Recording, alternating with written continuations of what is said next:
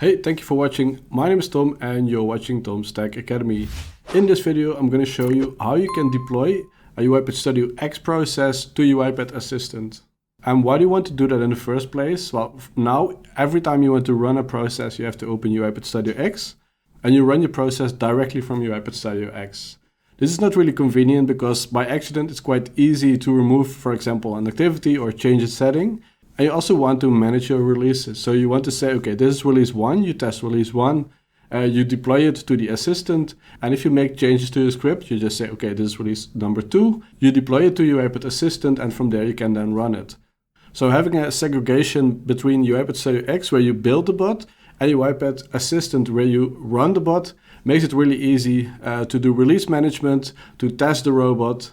And UiPath Assistant comes with more features because you can as well set reminders there to run your robot at a certain time. While you can set reminders, it's not possible to run UiPath Studio X processes unattended. For that you need UiPath Studio and you need an orchestrator. In this video I'm going to show you how you can deploy a UiPath Studio X process to UiPath Assistant. And in this video you can see how we do that locally, and that means without the orchestrator. There is another method to deploy it to UiPath Assistant with the orchestrator, and that method is not covered in this video, so that's an entirely different flow. Well, let's make a start. And I'm going to start by creating a new process in UiPath Studio X. And let's just call this process demo to assistant. And then you can click on create process. And you can see that the location here is C users Thomas Janssen documents /UiPath. Click create. And let's now make a really easy bot. So let's just add a message box. And let's just write here, hello world. Let's save it. Okay, and in order to publish to the UiPath Assistant, we're going to click here on publish. And here you can then also create a package name. So you see here that the package name is demo to assistant, so it's the same as the project name.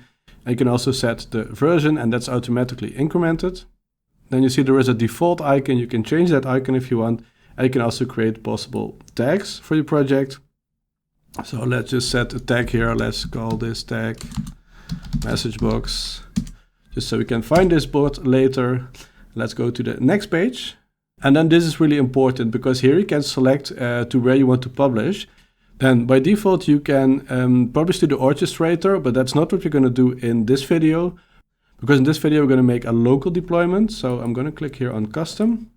And now you can select the folder where you want to deploy this robot. And this is really important. And the local folder where you normally want to store those packages, as this one, press Windows R. And then this is the folder program data UiPath packages, and where this is a variable path, click OK.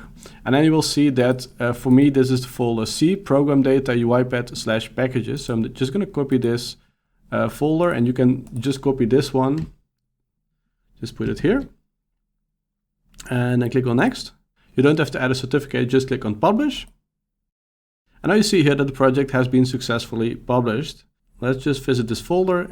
I see that the package with the NUPKG extension has been added to this folder. Okay, that's step 1. Now let's go back to the UiPath Assistant. So just search for the assistant here. I'm just going to call my robot Tommy.